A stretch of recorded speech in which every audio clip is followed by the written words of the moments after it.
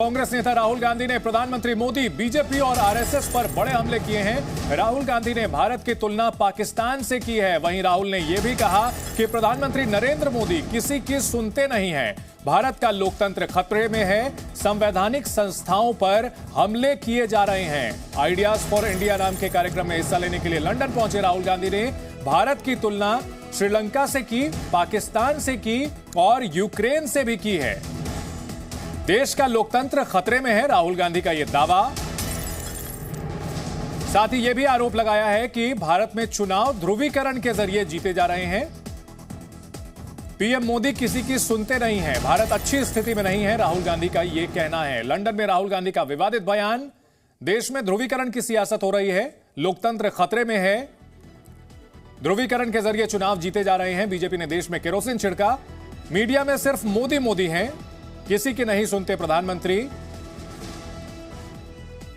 वहीं चीन भारत तनाव पर राहुल का बड़ा बयान। लद्दाख में यूक्रेन जैसे हालात हैं, राहुल गांधी का यह कहना है। चीन अपने बॉर्डर पर विकास कर रहा है, पीएम मोदी चीन का नाम तक नहीं लेते। तो लंदन में आइडियाज फॉर इंडिया कार्यक्रम में पहुंचे राहुल गांधी का विवादित बयान सामने आया है। चीन भारत तनाव पर उन्होंने चीन की तुलना रूस और भारत की तुलना यूक्रेन से की है। चीन पर केंद्र बात करने को तैयार नहीं है, राहुल गांधी का यह आरोप है। पीएम मोदी चीन का नाम तक नहीं लेते।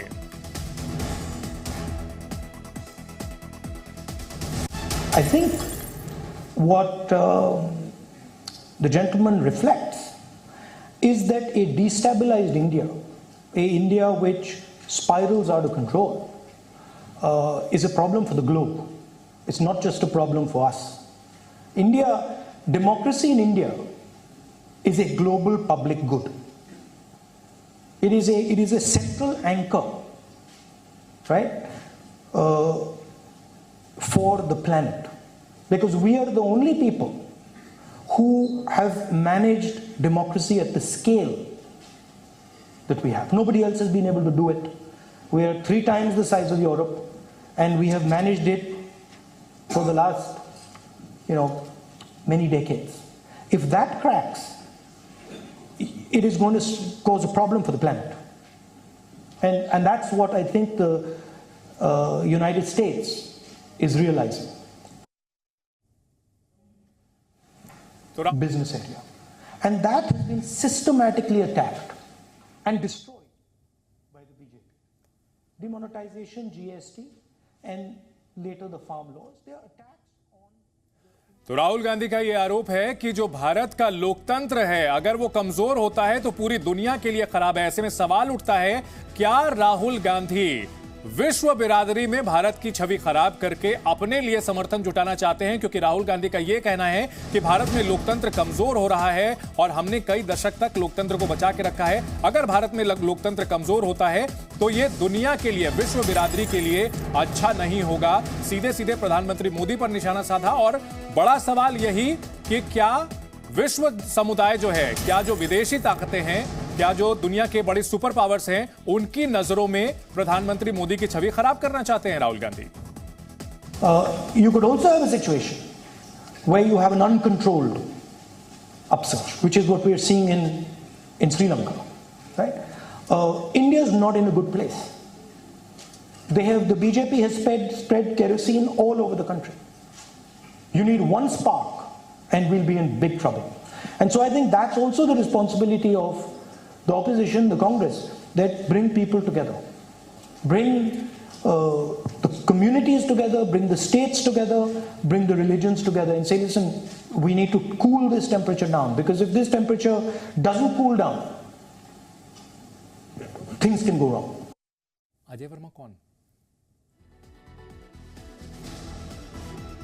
तो राहुल गांधी का बड़ा आरोप कि भारत में स्थिति बेहद खराब है। पूरे देश में केरोसिन छिड़का जा चुका है, एक चिंगारी होगी और हालात बेहद खराब हो सकते हैं। अजय वर्मा जी, क्या भारत में हालात इतने खराब हैं कि एक चिंगारी लगेगी और आग लग जाएगी? क्या भारत इतना कमजोर है? देखिए, मैं सबसे पहले बताऊं आपको कि चंदन के पेड़ के बारे में आपने सुना होगा। चंदन बड़ा अच्छा हुआ है कि उसमें कितनी खुशबू और शीतलता बिखेरता है। ऐसे चंदन, एक दोहा भी है कि चंदन विश्व व्यापत रहे, लिपट। राहुल पर फोकस करते हैं, चंदन पर छोड़ दीजिए सर। उसी पर बता राहुल जी रहा पर फोकस करते हैं, उनके बयान पर फोकस करते हैं। कांग्रेस पार्टी और राहुल गांधी चंदन के पेड़ के समान है। उस पर कितने ही विषधर चुपट जाए, कितने ही जहरीले तीर हो जाए, लेकिन वो खुशबू ही बिखेरेगा देश में और विदेश में। आप उसको, श्रीलंका के हालात आपने देखे थे कि 23 लाख सैलानी पहुंचे थे, 9 पॉइंट समथिंग उसकी जीडीपी थी। आज वहां 1,73,000 सैलानी भी नहीं पहुंचा। ये तो 21 का बता रहा हूं मैं। भारत की इकोनॉमी दर बताएं सर, भारत की इकोनॉमी दर बताएं। वहां भी मैं भारत की इकोनॉमी दर बताएं सर फिलहाल। भारत की इकोनॉमी की दर वो दिखा रहे हैं जो है नहीं जी, जो दिखा रहे हैं वो आंकड़े, वो जो संस्थाएं दिखा रहे हैं, वो संस्थाएं किसने बनाई? देखिए, अब हमें बीच में थोड़ा सा सुन लीजिए, 1 मिनट का समय दीजिए, फिर आप ही बोलते रहिए। तो चेताना अगर भारत की राजनीति को, विशेषज्ञों को, यहाँ के श्रीलंका के भी यही हालात, तो वहां भी ऐसे ही हालात चले थे। वहां भी, हिंदुस्तान में भी दूध की नदियां बह रही हैं, बकौल प्रधानमंत्री, लोग ताला खोल के सो रहे हैं, किसी पे कर्ज नहीं है, सारे लोगों को नौकरी मिल गई है, बकौल प्रधानमंत्री और देश की सरकार। लेकिन हालात बिल्कुल उल्टे हैं, देश बिल्कुल चिंगारी पर बैठा हुआ है। कैसे? वही सवाल तो मैंने पूछा, जो बातें राहुल गांधी ने कही आप उसे दोहराए नहीं, उसे थोड़ा उसके बारे में तर्क बताएं कि कैसे। मैं उसे बताना चाहता हूं, देखिए, इस देश में भारत का संविधान ये कहता है कि हिंदू, मुस्लिम, सिख, ईसाई, बौद्ध, पारसी सबको समानता का अधिकार है। लेकिन आप हिंदू, मुस्लिम, आप मंदिर मस्जिद, आपके पास देश के विकास के लिए, महंगाई घटाने के लिए, रोजगार के लिए चीजें नहीं है। देश में हालात कहां से कहां पहुंचे जा रहे हैं, क्या कहां से पहुंचे हैं सर? वही तो मैं पूछ रहा हूं। जो बातें राहुल गांधी ने कही आप उसे दोहराइए मत, मैं ये पूछ रहा हूं कि कैसे, उसको थोड़ा एक्सप्लेन करें आप ना हमारे दर्शकों के लिए। कैसे कैसे आग लगी हुई है, कैसे भारत की स्थिति यूक्रेन जैसी है? क्या चीन जो है यूक्रेन पर जिस तरह से रूस ने कब्जा कर लिया है, वो कौन कौन से इलाके हैं जहां कब्जा किया गया है, बताएंगे? जो विदेशी मुद्रा भंडार है जी, वो भारत से विदेशी अपना पैसा निकालने, रुपया कहां पहुंच गया, कितना कमजोर हो गया डॉलर के मुकाबले, आप देख लीजिए। यह हालात, महंगाई की, मुद्रास्फीति, इसलिए बता रहा हूं एक एक चीजें। जी, मुद्रास्फीति अमेरिका में 40 साल, अगर यूके की बात की जाए वहां 40 साल, फ्रांस, ये जो 3 बड़े बड़े देश हैं वहां भी 40 साल का रिकॉर्ड तोड़ चुका है। तो मुद्रास्फीति तो अभी ग्लोबल फिनोमेना है, युद्ध की वजह से जो है सब जगह महंगाई बढ़ी हुई है। आप उनसे क्यों तुलना कर रहे हैं? आपके यहाँ तो सोने की नहीं, आप तुलना भले ही करना चाहते हो श्रीलंका से और पाकिस्तान से, लेकिन हम अपनी तुलना जो है ब्रिटेन और अमेरिका से करना पसंद करते हैं सर। यही तो हम कहना चाहते हैं कि देखिए, महंगाई इधर 15 से ऊपर पहुंच गई, खुदरा महंगाई 7.79 तो आंकड़ों में है, ये 9 से ऊपर है। और अगर वर्ल्ड हैप्पीनेस इंडेक्स में देखें तो 139 पे पहुंच गए, आप हंगर इंडेक्स पे देखें 113 पे पहुंच गए।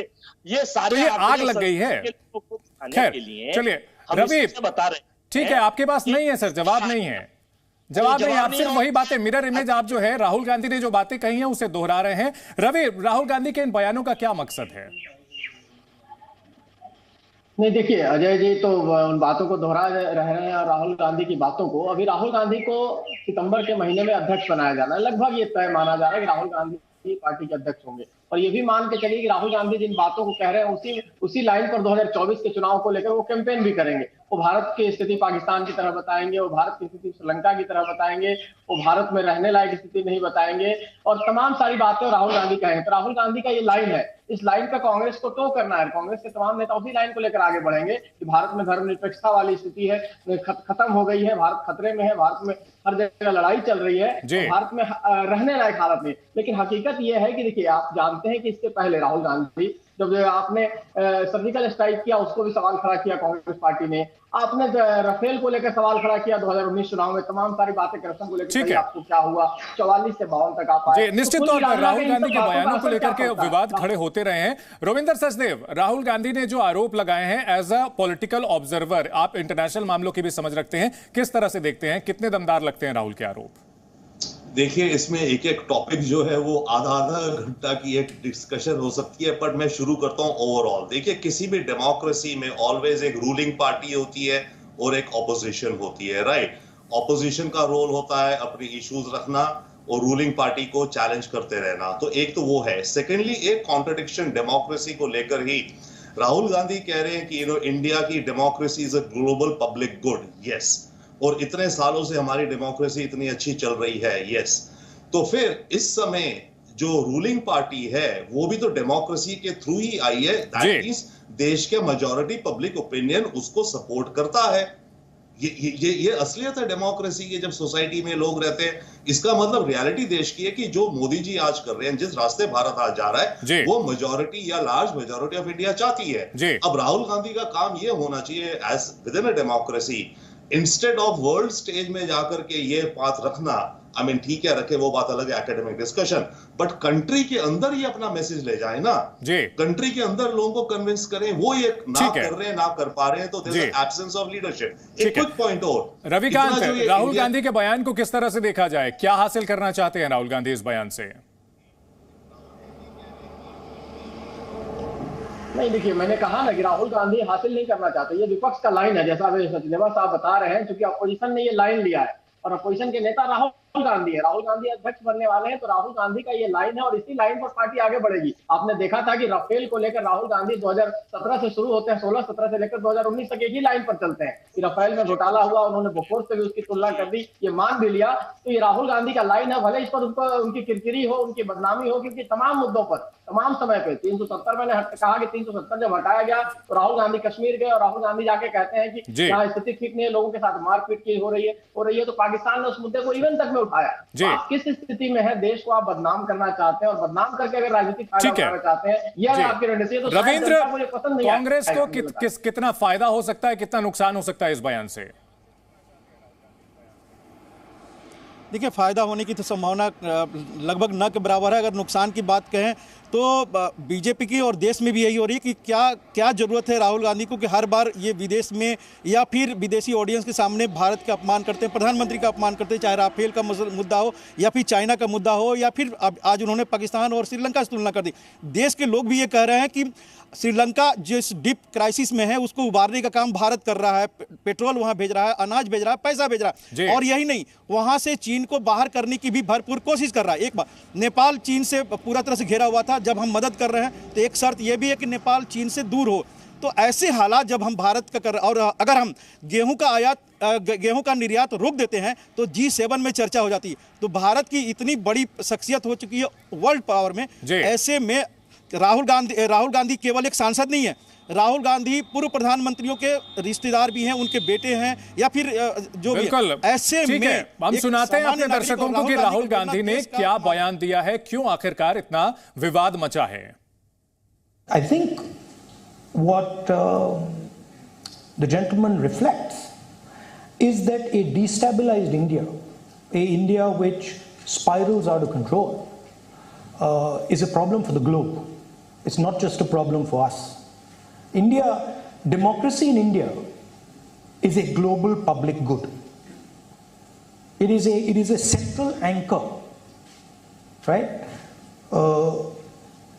for the planet, because we are the only people who have managed democracy at the scale that we have. Nobody else has been able to do it.